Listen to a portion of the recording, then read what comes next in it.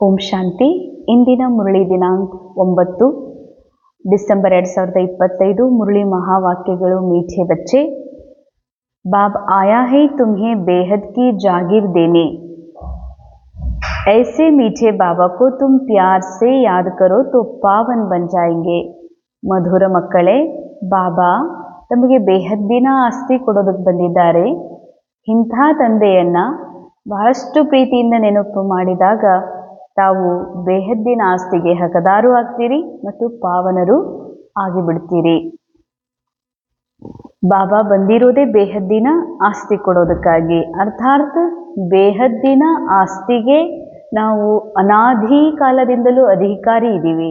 ಆದರೂ ಬಾಬಾ ಕೊಡ್ಲಿಕ್ಕೆ ಬಂದಿರುವಂಥದ್ದೇನು ಅಂದರೆ, ಅನಾದಿ ಆತ್ಮ ಅನಾದಿ ಇದೆ, ಅನಾದಿಯ ಅರ್ಥನೇ ಆಗಿದೆ. ನಾವೇನೂ ಕಳ್ಕೊಳ್ಳೋದಿಲ್ಲ, ನಮ್ಗೆ ಸ್ಟಾರ್ಟಿಂಗೂ ಇಲ್ಲ, ಆತ್ಮನಿಗೆ ಎಂಡ್ ಇಲ್ಲ, ನಾವು ಕಳ್ಕೊಳ್ಳೋದಿಲ್ಲ, ಏನೂ ಪಡ್ಕೊಳ್ಳೋದಿಲ್ಲ. ಹೇ ಸದಾ ಭರ್ಪೂರ್ ಸಂಪನ್, ಇದು ಆತ್ಮನ ಮೂಲ ಗುಣ.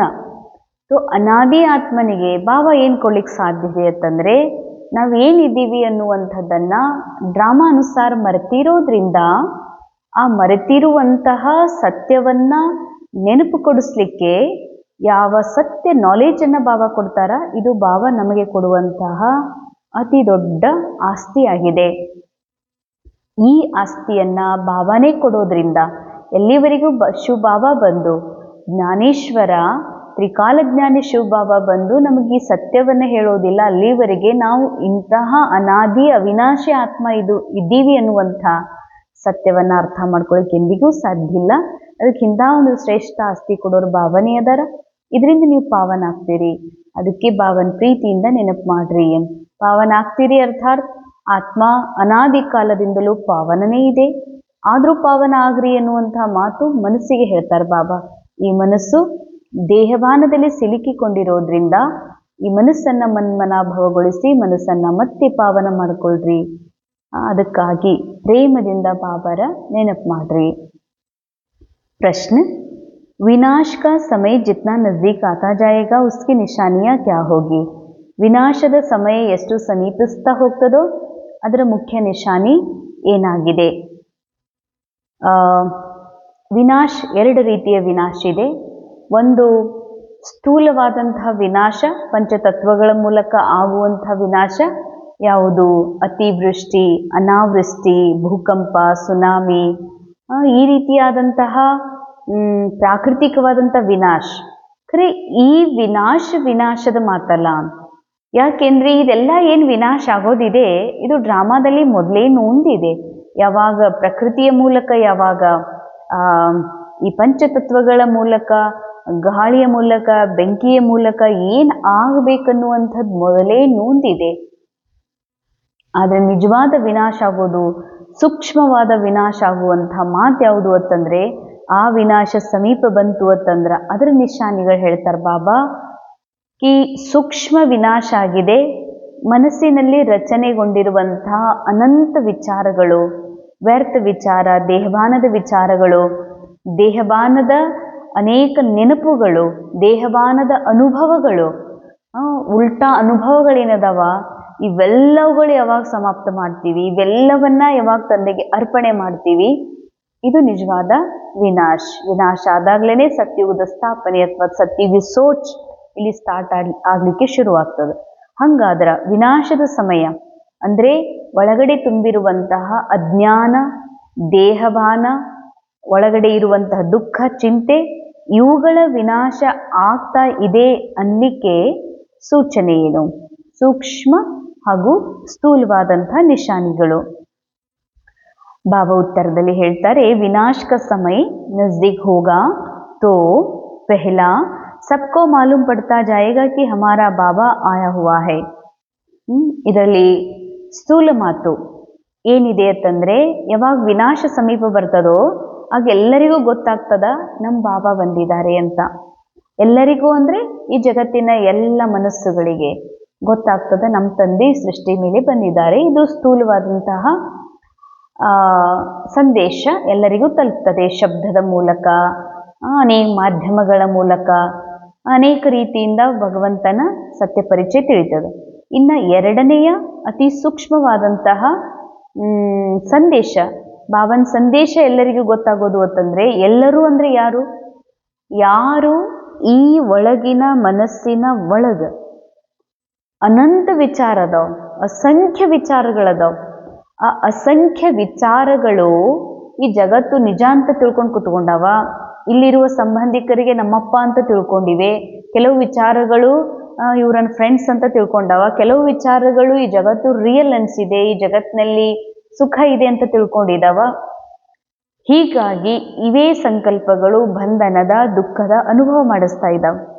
ಅದಕ್ಕೆ ಈ ಎಲ್ಲಾ ಮನಸ್ಸಿನ ವಿಚಾರಗಳಿಗೆ ಯಾವಾಗ ಈ ಸತ್ಯ ಗೊತ್ತಾಗ್ತದ, ನಮ್ಮ ಬಾಬಾ ಬಂದಿದ್ದಾರೆ.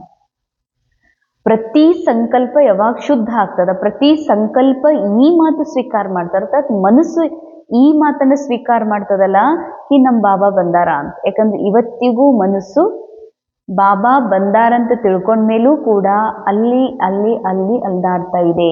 ಕೆಲವೊಮ್ಮೆ ದೇವಿಯರನ್ನ ನಿಜವಾದ ಭಗವಂತ ಅಂತನೋ, ಕೆಲವೊಮ್ಮೆ ದೇವತೆಗಳನ್ನ, ಕೆಲವೊಮ್ಮೆ ಗುರುಗಳನ್ನ, ಕೆಲವೊಮ್ಮೆ ಜಾದೂಯಿ ಮನುಷ್ಯರನ್ನ, ಕೆಲವೊಮ್ಮೆ ತನ್ನ ಮಗನಿಗೆ ನನಗೆಲ್ಲ ಅಂತ ತಿಳ್ಕೊಂಡಾರ, ಕೆಲವರು ತನ್ನ ಪತಿಯನ್ನೇ ಎಲ್ಲ ಅಂತ ತಿಳ್ಕೊಂಡಿದ್ದಾರ ಮನಸ್ಸುಗಳು.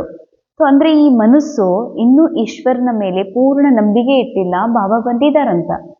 ಯಾವಾಗ ಈ ಮನಸ್ಸಿನ ಪ್ರತಿ ಮೂಲೆಯ ಪ್ರತಿ ಸಂಕಲ್ಪಕ್ಕೂ ಈ ಮಾತು ಟಚ್ ಆಗ್ತದ, ಬಾಬಾ ಬಂದಿದ್ದಾರೆ ಅನ್ನುವಂಥದ್ದು, ಅವಾಗ ಈ ಮನಸ್ಸು ಪೂರ್ಣ ಬಾಬಾರವರಿಗೆ ಅರ್ಪಿತ ಆಗ್ತದೆ.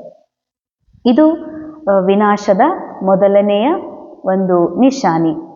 सेकेंड पॉइंट, अब नई दुनिया की स्थापना, पुरानी का विनाश होना है. अंडरलाइन. ಹಳೆ ಜಗತ್ತು ಒಂದಿದೆ, ಈ ಹಳೆ ಜಗತ್ತು ಸ್ಥೂಲ ರೂಪದಲ್ಲೂ ಕೂಡ ಚೇಂಜ್ ಆಗಲೇಬೇಕು, ಆಗ್ತದೆ.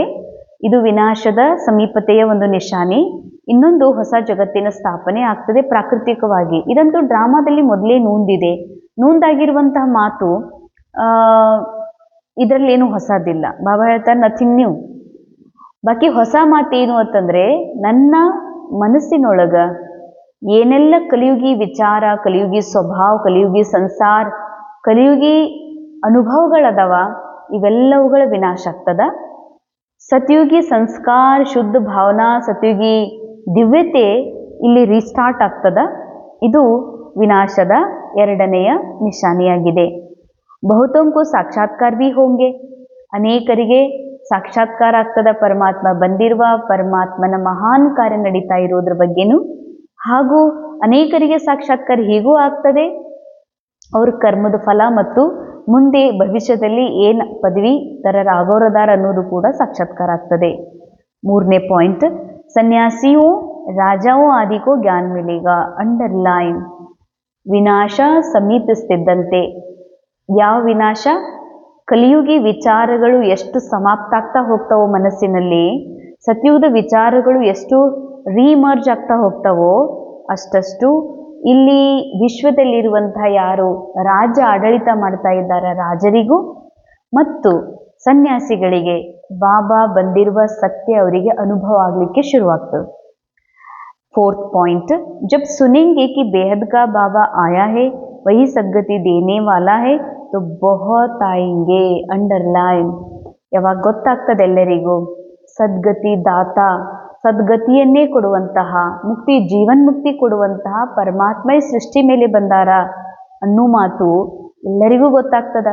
ಅವಾಗ ಬಹಳ ಜನ ಬರ್ತಾರೆ ಅಂತಾರೆ ಬಾಬಾ. ದೊಡ್ಡ ಭೀಡ್ ಕೂಡ್ತದಿಲ್ಲಿ, ಬಹಳ ಜನ ಸೇರ್ತಾರೆ, ಬಾಬಾ ಮನೆಗೆ ಬರ್ತಾರೆ. ಐದನೇ ಪಾಯಿಂಟ್, ಅಖಬಾರೋ ದ್ವಾರ ಅನೇಕೋಂಕು ಸಂದೇಶ ಮಿಲೇಗಾ. ಈಗ ನ್ಯೂಸ್ ಪೇಪರ್ನಲ್ಲಿ ಬಾಬಾರವ್ರದ್ದು ಒಂದು ಸಂದೇಶ ಹಾಕಬೇಕು, ಒಂದು ಪ್ರೋಗ್ರಾಮ್ದು ಹಾಕಬೇಕು ಅಂತಂದರೆ ಎಷ್ಟೊಂದು ದುಡ್ಡು ಕೊಟ್ಟು ರಿಕ್ವೆಸ್ಟ್ ಮಾಡಿಕೊಂಡು ಅವರಿಗೆ ಹಾಕಬೇಕು.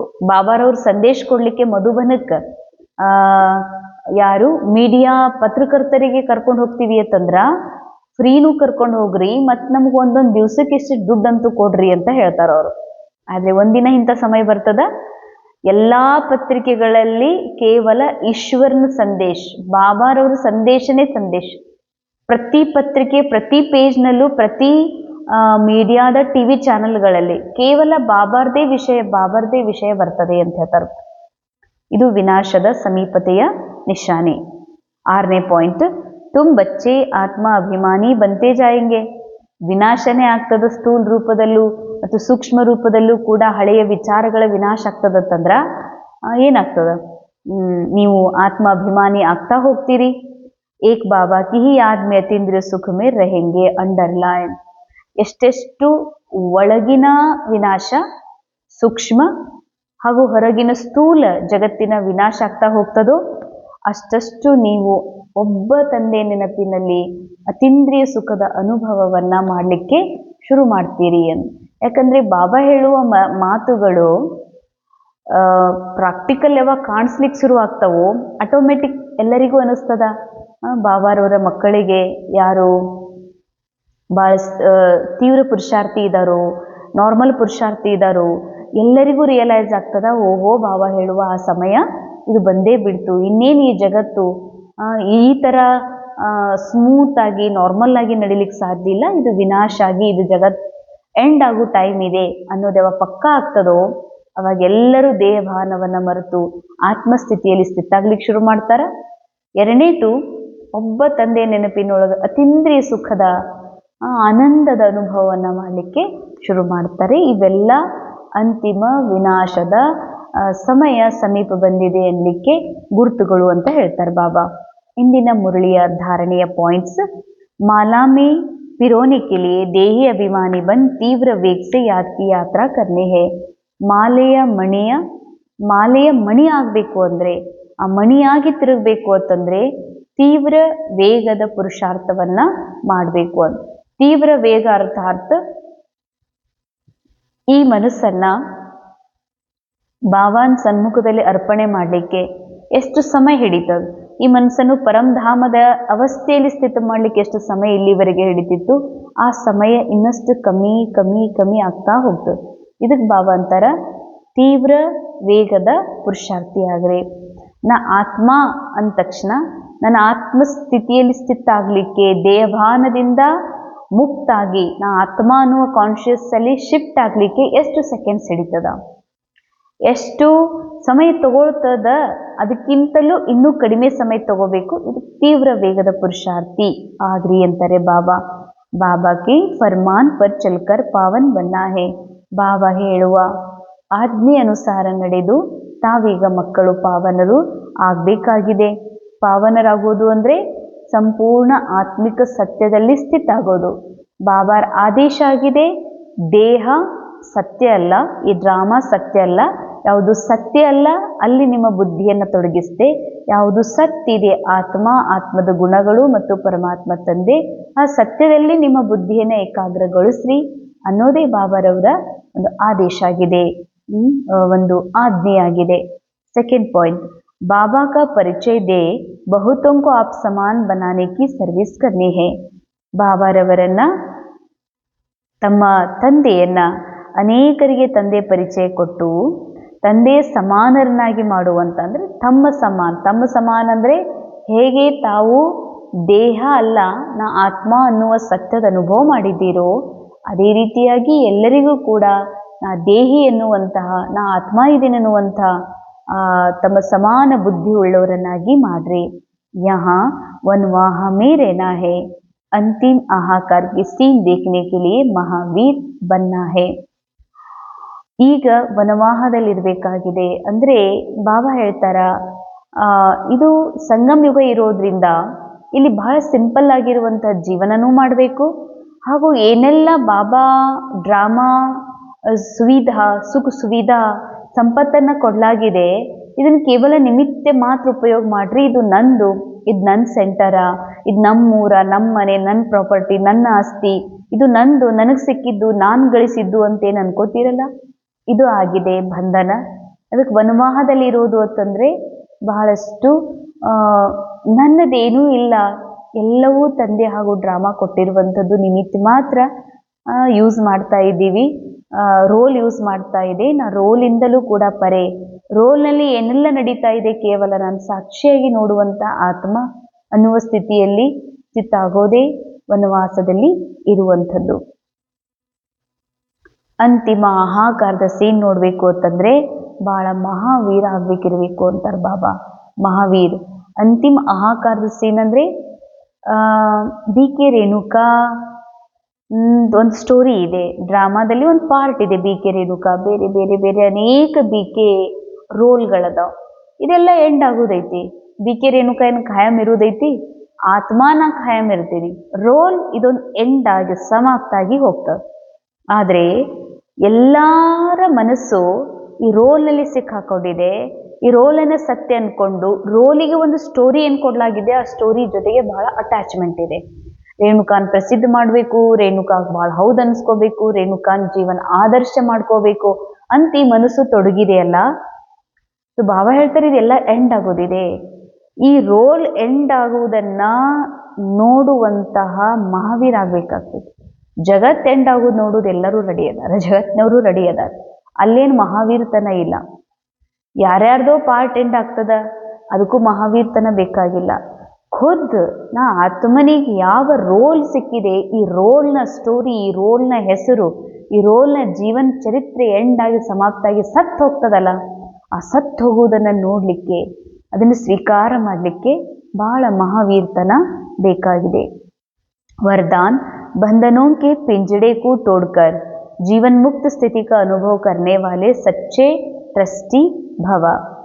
ಬಂಧನಗಳ ಪಂಜರವನ್ನ ಬಿಟ್ಟು ಹೊರಬಂದು ಜೀವನ್ಮುಕ್ತ ಸ್ಥಿತಿಯ ಅನುಭವ ಮಾಡುವಂತ ಸತ್ಯ ಹಾಗೂ ಟ್ರಸ್ಟಿ ನಿಮಿತ್ತರು ಆಗಿರಿ. ಶರೀರ का या संबंध का बंधन ही पिंजड़ा है. ನಾ ಶರೀರ ಇದೀನಿ ಅನ್ಕೊಳ್ಳೋದ ದೊಡ್ಡ ಪಂಜರ ಅಂತಾರೆ ಬಾಬಾ. ಇವ್ರು ನನ್ನ ಸಂಬಂಧಿಕರು, ಇದು ನನ್ನ ಮನೆ, ಇದು ನಿಮ್ಮ ಮನೆಯೊಳಗೆ ಹಿಂಗೆ ಹೇಳ್ತಾರೆ. ನಿಮ್ಮ ಮನೆ ಗಾರ್ಡನ್ನ, ನಮ್ಮ ಮನೆ ಗಾರ್ಡನ್ನ. ಬಾಬಾ ಹೇಳ್ತಾರ, ಸಂಬಂಧಿಕರನ್ನ, ವಸ್ತುಗಳನ್ನ ನಂದು ಅಂತ ಅನ್ಕೋತಿರಲ್ಲ, ಇದೇ ಬಂಧನ. फर्ज अदाई भी निमित्त मात्र निभानी है, लगाव से नहीं तब कहेंगे निर्बंधन. ಏನೆಲ್ಲ ಕರ್ತವ್ಯಗಳದಾವ ಅವನ್ನ ನಿಮಿತ್ತ ಮಾತ್ರ ನಿಭಾಯಿಸ್ರಿ ಅಂತ. ನಿಮಿತ್ತ ಮಾತಂದ್ರೆ ಸಿನಿಮಾದಲ್ಲಿ ಇಬ್ರು ಹೀರೋ ಮತ್ತು ಹೀರೋಯಿನ್, ಕೆಲವು ಮಕ್ಕಳಿಗೆ ಪತಿ ಪತ್ನಿ ಅಪ್ಪ ಅಮ್ಮ ಆಗಿರ್ತಾರ, ಖುದ್ ಪರಸ್ಪರ ಪತಿ ಪತ್ನಿ ಆಗಿರ್ತಾರ, ಒಂದು ಫ್ಯಾಮಿಲಿ ಸಿಕ್ಕಿರ್ತದ. ಖರೆ ನಿಮಿತ್ತ ಆಗ್ಯಾರೆ ಸಿನಿಮಾ ಮಾಡುವವರೆಗೆ ಶೂಟಿಂಗ್ ಒಳಗ ಭಾಳ ಸುಂದರವಾಗಿ ಆಕ್ಟಿಂಗ್ ಮಾಡ್ಬೇಕಾಗ್ತದ. ಆದ್ರೆ ಅವ್ರೊಳಗೆ ಗೊತ್ತಿರ್ತದ, ನಾವು ಖರೆ ಪತಿ ಪತ್ನಿನೂ ಅಲ್ಲ, ನಾವು ಖರೆ ಇವ್ರ ತಂದೆ ತಾಯಿನೂ ಅಲ್ಲ, ನಾವು ಖರೆ ಇಲ್ಲಿಯ ಒಂದು ಮನೆಗೆ ಯಜಮಾನರೂ ಅಲ್ಲ, ಇದು ಡೈರೆಕ್ಟರ್ನ ಅಂಡರಲ್ಲಿದೆ, ಇದೆಲ್ಲ ಡೈರೆಕ್ಟರ್ ಹೇಳ್ದಂಗೆ ನಡೀತಾ ಇದೆ. ಇದಕ್ಕಂತಾರ ನಿಮಿತ್ಯ ಭಾವ. ಅದಕ್ಕೆ ಬಾಬಾ ಹೇಳ್ತಾರೆ, ಇಲ್ಲಿ ನಿಮಿತ್ಯ ಎಲ್ಲ ಸಂಬಂಧ ಸಂಪರ್ಕಗಳನ್ನ ಭಲೆ ನಿಭಾಯಿಸ್ರಿ, ಆದರೆ ಲಗಾವದಿಂದ ಅಲ್ಲ. ಇದು ನಂದು ಅನ್ಕೊಂಡು, ನನ್ನ ಹೆಂಡತಿ, ನನ್ನ ಪತಿ ಅಥವಾ ನನ್ನ ಮಕ್ಕಳು, ಇದು ನನ್ನ ಮನೆ ಅಂತ ತಿಳ್ಕೊಂಡಿದ್ದೀವಲ್ಲ. ಅನೇಕ ಬಾರಿ ಸೇವಾ ಕೇಂದ್ರಕ್ಕೆ ಅನೇಕ ಜನ ಬಂದಿರ್ತಾರೆ ಸೇವೆ ಮಾಡಲಿಕ್ಕೆ. ಅವ್ರು ಹೀಗಂತಿರ್ತಾರೆ, ಇದು ಬಾಬನ್ ಗಾರ್ಡನ್ ಅನ್ನಲ್ಲ, ಅಕ್ಕೋರಿ ನಿಮ್ಮ ಗಾರ್ಡನ್ದಾಗ ಹಿಂಗ್ರಿ, ನಮ್ಮ ಗಾರ್ಡನ್ದಾಗ ಹಿಂಗದ ರೀ ಅಂತ. ನಮ್ಮ ಗಾರ್ಡನ್ನ, ನಮ್ಮ ಮನಿ ನಮ್ದು, ಇದು ಇವ್ರದು, ಇದು ಇವ್ರದು ಅಂತಂದ್ರೆ ಅದು ನಂದು ಅನ್ನೋದಿದೆಯಲ್ಲ, ನಂದು ಅನ್ನೋದು ಏನೂ ಇಲ್ಲ. ಅದಕ್ಕೆ ಬಾಬಾ ಹೇಳ್ತಾರೆ, ನಂದು ಅನ್ನೋದೇ ಬಂಧನ್, ಇದು ನಮ್ದು, ಇದು ನಮ್ಮ ವಸ್ತು, ಇದು ನಮ್ಮವ್ವ ನಮ್ಮಪ್ಪ, ಇದೇ ಬಂಧನ್. ನಿಮಿತ್ತ ಮಾತ್ರ ಡ್ರಾಮಾದಲ್ಲಿ ಆಕ್ಟಿಂಗ್ ಮಾಡುವುದಿದೆ, ಭಲೆ ಮಾಡ್ರಿ. ತಾಯಿಯಾಗಿ, ತಂದೆಯಾಗಿ, ಮಗಳಾಗಿ, ಬೇರೆ ಬೇರೆ ವಿಭಿನ್ನ ಪಾತ್ರದಲ್ಲಿ ಸಂಬಂಧಗಳ ರೂಪದಲ್ಲಿ ಅಭಿನಯ ಮಾಡುವುದಿದೆ, ಭಲೆ ಅಭಿನಯ ಮಾಡ್ರಿ. ಆದರೆ ಬಾಬಾ ಹೇಳ್ತಾರೆ, ಇದು ಯಾವುದೂ ಸತ್ಯ ಅಲ್ಲ, ಇದೆಲ್ಲ ಸಿನಿಮಾದಲ್ಲಿ ನಡೀತಾ ಇದೆ ಅಂದ ಮೇಲೆ ಯಾವುದ್ರಲ್ಲಿಯೂ ಬಂಧಿತ ಆಗಬೇಡ್ರಿ ಅಂತಾರೆ ಬಾಬಾ. ಲಗಾವ್ ಅಂದರೆ ನಂದು ಅಂತ ಅದು ಇಟ್ಕೊಂಡು ಕೂಡಬೇಡ್ರಿ. ಜೋ ಟ್ರಸ್ಟಿ ಬನ್ಕರ್ ಚಲ್ತೆ ಹೇ ವಹಿ ನಿರ್ಬಂಧನ್ ಹೇ. ಯಾರು ನಿಮಿತ್ತ ಮಾತ್ರ ಅಂತ ತಿಳ್ಕೊಂಡು ನಡೀತಾರೋ ಅವ್ರು ಮಾತ್ರ ನಿರ್ಬಂಧರಾಗಿರ್ಲಿಕ್ಕೆ ಸಾಧ್ಯ. ಇದಕ್ಕೆ ಕೊಯ್ ಬಿ ಮೇರಾಪನ್ ಹೇ ತೋ ಪಿಂಜಡೆ ಮೇ ಬಂದ್ ಹೇ. ನಂದು ಅನ್ನೋದು ನಮ್ಮ ಗಾರ್ಡನ್ನ, ನಮ್ಮ ಮನೆ ಹಿಂದ, ಅಥವಾ ನಮ್ಮ ಮನೆ ಒಳಗ ನಮ್ಮ ಮಗ, ನನ್ನ ಮಗಳು, ನಮ್ಮ ಹೊಲ ಅಂತ ಹೇಳ್ತಾರ. ಲೌಕಿಕ ಮನೆಯ ಹೊಲದೊಳಗ ಬಾಬಾನ ಮಕ್ಕಳು ನಾವು ಪರಸ್ಪರ ಮಾತಾಡುವಾಗ ಮತ್ತು ಸ್ಮೃತಿಯೊಳಗೆ ಇದು ನೆನ್ಪಿಟ್ಕೋಬೇಕಾಗಿದೆ. ಲೌಕಿಕ ಮನೆಯ ಹೊಲದೊಳಗ, ಲೌಕಿಕ ಮನೆಯ ಮಗ, ಲೌಕಿಕ ಬೇಟಾ, ಲೌಕಿಕ ಬೇಟಿ, ಲೌಕಿಕ ಮದರ್, ಲೌಕಿಕ ಫಾದರ್ ಅಂತ ಚಿತ್ತದಲ್ಲಿ ಅದೇ ಸ್ಮೃತಿ ಇಟ್ಕೊಂಡು ಅದನ್ನೇ ಶಬ್ದ ಬಳಸ್ಬೋದು.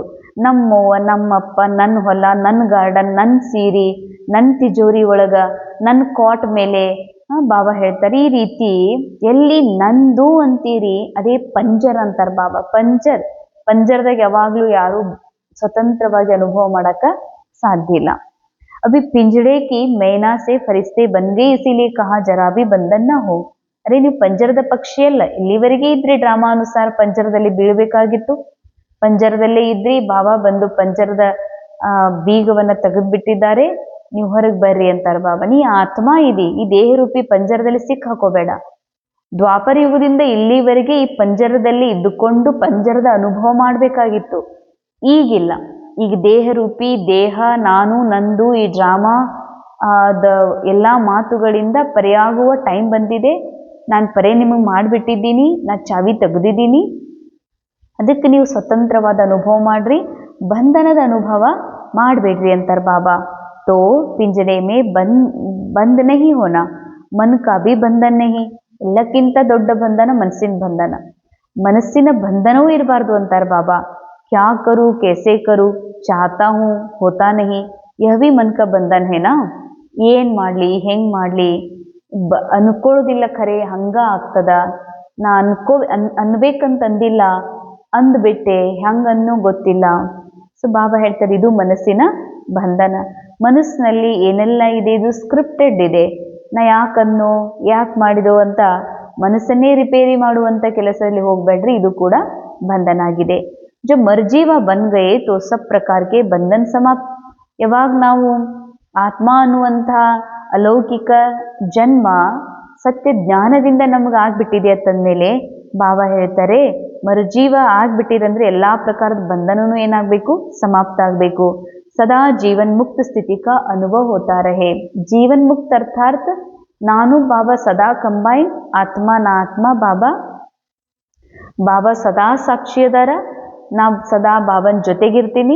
ನಾ ಜೊತೆಗಿದ್ದುಕೊಂಡು ಹೇಗೆ ಬಾಬಾ ಈ ನಾಟಕ ನೋಡ್ತಾರೋ ಅದೇ ರೀತಿಯಾಗಿ ನಾನು ಈ ರೇಣುಕಾನ್ ಪಾರ್ಟ್ ಪ್ಲಸ್ ಈ ಜಗತ್ತನ್ನ ಕೇವಲ ಸಾಕ್ಷಿಯಾಗಿ ನೋಡ್ತೀನಿ.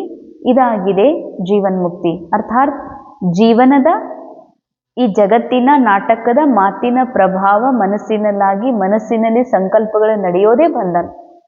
ಜೀವನ್ ಮುಕ್ತ ಅರ್ಥಾತ್ ಜೀವನದಲ್ಲಿದ್ರೂ ಕೂಡ ಈ ಜಗತ್ತಿನ ಬಂಧನ ನನ್ನ ಮನಸ್ಸಿನಲ್ಲಿ ವ್ಯರ್ಥ ವಿಚಾರಗಳಿಗೆ ಆಸ್ಪದ ಕೊಡೋದಿಲ್ಲ. ಇದಾಗಿದೆ ಜೀವನ್ ಮುಕ್ತಿ. ಸ್ಲೋಗನ್ ಸಂಕಲ್ಪೋಂ ಕೋ ಬಚಾವೋ ತೋ ಸಮಯ ಬೋಲ್ ಸಬ್ ಸ್ವತಃ ಬಚ್ ಜಾಯೆಂಗೆ. ಸಂಕಲ್ಪಗಳನ್ನ ಉಳಿತಾಯ ಮಾಡಿಬಿಡ್ರಿ. ಸಂಕಲ್ಪ ಉಳಿದು ಅಂದ್ರ, ಸಂಕಲ್ಪ ವ್ಯರ್ಥ ಹೋಗದೆ ಉಳಿತು ಅಂತಂದ್ರ ನಿಮ್ಮ ಸಮಯ ಶಕ್ತಿ ಎಲ್ಲವೂ ಉಳಿತಾಯ ಆಗ್ತದ. ಅವ್ಯಕ್ತಿಶಾರೆ ಈಗ ಸಂಪನ್ ಮತ್ತು ಕರ್ಮಾತೀತ ಆಗುವ ಧುನ್ ನಶೆಯನ್ನ ಏರಿಸ್ಕೊಡ್ರಿ. ಕರ್ಮಾತೀತ ಅರ್ಥಾತ್ ಕರ್ಮ ಕೆ ಕಿಸಿ ಬಿ ಬಂಧನ್ ಕೆ ಸ್ಪರ್ಶ ಸೆ ನ್ಯಾರೆ. ಕರ್ಮ ಬಂಧನ ಅಂದ್ರೆ ಏನು, ಕರ್ಮಾತೀತ್ ಅಂದ್ರೆ ಏನು? ಕರ್ಮಾತೀತ್ ಅಂದ್ರೆ ಕರ್ಮದ ಬಂಧನದ ಸ್ಪರ್ಶದಿಂದ ಪರೆಯಾಗಿರೋದು. ಐಸಾ ಹಿ ಅನುಭವ ಬಡಾತೆ ರಹೆ ಅಂದ್ರೆ ಕರ್ಮ ನಾ ಮಾಡ್ತಾ ಇಲ್ಲ, ರೋಲ್ನ ಮೂಲಕ ಕರ್ಮ ಆಗುತ್ತಿರುವುದನ್ನ ನೋಡುತ್ತಿರುವಂತಹ ಆತ್ಮ ನಾನು. ಹೀಗಾಗಿ ಕರ್ಮದಕ್ಕೆ ಸ್ಪರ್ಶ ಮಾಡಬೇಡ್ರಿ ಅಂತಾರ ಬಾಬಾ. ಕೋಯಿ ಬಿ ಕಾರ್ಯ ಸ್ಪರ್ಶ ನ ಕರೆ, ಇದು ನನ್ನ ಕೆಲಸ ನಾನೇ ಮಾಡಿದೆ ಅಂತ ರೋಲ್ನ ಕೆಲಸಕ್ಕೆ ನಿಮ್ಮ ಬುದ್ಧಿ ಟಚ್ ಆಗಬಾರ್ದಂತಾರ ಬಾಬಾ. ಜೋ ಬಿ ಬಾದ್ ಮೇ ರಿಸಲ್ಟ್ ನಿಕಲ್ತಿ ಹೇ ಉಸ್ಕಾ ಬಿ ಸ್ಪರ್ಶ ನ ಹೋ. ಏನೆಲ್ಲ ರೋಲ್ನ ಮೂಲಕ ಕೆಲಸ ಆಯ್ತು, ಒಳ್ಳೆ ಭಾಷಣ ಮಾಡಿದ್ಮೇಲೆ ಭಾಷಣದ ರಿಸಲ್ಟ್ನ ಮೇಲೆ ಪ್ರಭಾವಿತ ಆಗಬಾರ್ದು ಈ ಮನಸ್ಸು. ನಾ ಚಲೋ ಭಾಷಣ ಮಾಡಿದ್ನೋ ಇಲ್ಲ ಅಂತನೂ ಸಂಕಲ್ಪ ನಡಿಬಾರ್ದು. ನೀವು ಭಾಳ ಚಲೋ ಭಾಷಣ ಮಾಡಿದ್ರಿ ಅಂತಾರಲ್ಲ, ಅದ್ರ ಅಭಿಮಾನದಲ್ಲಿನೂ ಅದ್ರದ್ದು ಅಭಿಮಾನದ ನಶೆನೂ ಇರಬಾರ್ದು. ನೀವು ಭಾಷಣ ಹಿಂಗೆ ಮಾಡೋ ಬದಲಾಗಿ ಹಿಂಗೆ ಮಾಡಬೇಕಾಗಿತ್ತು, ಸ್ವಲ್ಪ ಹಿಂಗೆ ಮಾಡಬೇಕಾಗಿತ್ತು ಅಂತ ಅಂದ್ರು ಅಂತಂದ್ರ ಅದ್ರದ್ದು ಉಲ್ಟಾ ಫೀಲಿಂಗ್ನೂ ಕೂಡ ನಿಮ್ಮ ಬುದ್ಧಿಗೆ ಟಚ್ ಆಗ್ಬಾರ್ದಂತಾರ ಬಾಬಾ. ಬಿಲ್ಕುಲ್ ಹಿ ನ್ಯಾರಾಪನ್ ಅನುಭವ ಹೋತಾ ರಹೆ. ಬಿಲ್ಕುಲ್ ನ್ಯಾರ ರೋಲ್ ಮಾಡಿದೆ, ರೋಲ್ ಏನ್ ಮಾಡಿದೆ ಅದು ಡ್ರಾಮಾ ಅನುಸಾರ ಮೊದಲೇ ನೂಂದಿತ್ತು. ರೋಲ್ನ ಮೂಲಕ ಏನ್ ಕರ್ಮ ಆಗ್ಬೇಕಾಗಿತ್ತು ಅದೇ ಆಗಿದೆ. ರೋಲ್ನ ಚಿಂತೆ, ರೋಲ್ನ ಒಳ್ಳೆಯ ಕೆಟ್ಟ ಕರ್ಮದ ಫಲನೂ ನನಗೆ ಸ್ಪರ್ಶ, ನನ್ನ ಆತ್ಮನಿಗೆ ಸ್ಪರ್ಶ ಮಾಡುವುದಿಲ್ಲ, ಮಾಡಬಾರ್ದು ಅಂತಾರ ಬಾಬಾ. ಜೋ ಕುಚ್ ಬೀತಾ ಫುಲ್ ಸ್ಟಾಪ್ ಲಗಾಕರ್ ನ್ಯಾರೆ ಬನ್ ಜಾओ. ಏನ್ ಆಯ್ತು ಫುಲ್ ಸ್ಟಾಪ್, ಏನಾಗೋಯ್ತು ಅದಕ್ಕೆ ಬಿಂದು ಹಾಕಿ ನೀವು ನ್ಯಾರ ಸ್ಥಿತಿಯ ಅನುಭವವನ್ನ ಮಾಡ್ರಿ. ಓಂ ಶಾಂತಿ. ಅನುಭವ ಮಾಡೋಣ. ನಾನು ಆತ್ಮ ಸರ್ವ ಕರ್ಮ ಬಂಧನದಿಂದ ಸದಾ ಪರೆ ಇದ್ದೇನೆ. ನಾನು ಬಹಳ ಸಮಯದಿಂದ ಈ ಸತ್ಯವನ್ನೇ ಮರೆತಿದ್ದೆ. ಕರ್ಮ ಮಾಡುವವನೇ ನಾನು ಅಂತ ತಿಳಿದು ರೋಲ್ನ ಮೂಲಕ ಆಗುವ ಎಲ್ಲ ಕರ್ಮದ ಹೊಣೆಯನ್ನು ಸ್ವಯಂ ನಾನು ನನ್ನ ಮೇಲೆ ಹಾಕಿಕೊಂಡಿದ್ದೆ. ಡ್ರಾಮಾ ರೋಲ್ನ ಮೂಲಕ ಯಾವ ಕರ್ಮವನ್ನು ಮಾಡಿಸ್ತಾ ಇದೆಯೋ ಒಳ್ಳೆಯ ಕರ್ಮ ಅದು ನಾನೇ ಮಾಡಿದೆ ಎಂಬ ಅಭಿಮಾನದಲ್ಲಿ ಈ ಮನಸ್ಸು ಸಿಲುಕ್ತಾ ಇತ್ತು. ಈಗ ರೋಲ್ನ ಮೂಲಕ ಏನೆಲ್ಲ ವಿಕರ್ಮಗಳಾಗ್ತಾ ಇದೆ, ಅರೆ ನಾ ಇಂಥ ಕರ್ಮ ಮಾಡಿಬಿಟ್ನೆಲ್ಲ ಅಂತ ಆ ಕರ್ಮದ ಕೆಟ್ಟ ಫಲದ ಒಂದು ಪ್ರಭಾವದಲ್ಲಿ ಬಂದು ನನ್ನಿಂದ ಹೀಗೆ ಕೆಟ್ಟ ಕರ್ಮವಾಯ್ತಲ್ಲ ಎಂಬ ಫೀಲಿಂಗ್ನಲ್ಲಿ ಬರಲಾಗ್ತಾ ಇತ್ತು. ಈಗ ನನಗೆ ಅರ್ಥವಾಗಿದೆ, ಕರ್ಮ ಮಾಡುವಂಥವನು ನಾನು ಆತ್ಮ ಅಲ್ಲ, ಕೇವಲ ರೋಲ್ನ ಮೂಲಕ ಡ್ರಾಮಾ ಮಾಡಿಸ್ತಾ ಇದೆ. ನಾನು ಡ್ರಾಮಾ ಮತ್ತು ರೋಲ್ನಿಂದಲೂ ಕೂಡ ಭಿನ್ನವಾಗಿದ್ದೇನೆ, ನ್ಯಾರ ಆಗಿದ್ದೇನೆ. ಕರ್ಮ ಮಾಡುತ್ತಿರುವುದನ್ನು ನೋಡಬಲ್ಲೆನೇ ಹೊರತು ನಾನು ಕರ್ಮ ಮಾಡಲಾರೆ. ಅಂದ ಮೇಲೆ ಕರ್ಮದ ಒಳ್ಳೆಯ ಕೆಟ್ಟ ಫಲದಿಂದಲೂ ಕೂಡ ನಾನು ಮುಕ್ತ ಪರೆಯಾಗಿದ್ದೇನೆ. ಇದೇ ನನ್ನ ಸತ್ಯ, ಅವಿನಾಶಿ ಸತ್ಯ. ಓಂ ಶಾಂತಿ.